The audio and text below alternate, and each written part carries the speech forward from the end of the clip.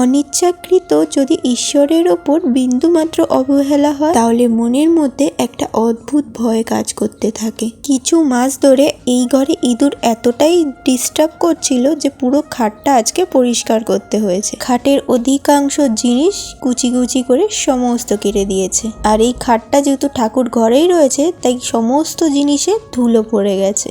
একটা দিন আমি চুলে চিরুনি না দিয়ে থাকতে পারবো, কিন্তু ঠাকুর ঘর যদি বিন্দুমাত্র অপরিষ্কার থাকে তাহলে মনের মধ্যে একটা খুঁতখুত করে। মনের মধ্যে পাপের ভয়ে থাকলেও সৃষ্টিকর্তা তো জানেন কোনো কিছুই ইচ্ছাকৃত নয়। আর এই যে পরিষ্কারটা দেখছো, এটা আমি চেষ্টা করি মাসে একবার করে ডিপ ক্লিন করার, আর চেষ্টা করি সিংহাসনটা প্রতি সপ্তাহেই ডিপ ক্লিন করা। ঠাকুরের জন্য বা ঠাকুর ঘরের জন্য কোনো কাজ করতে আমার কখনোই কুড়েমি বা আলসামি আসে না।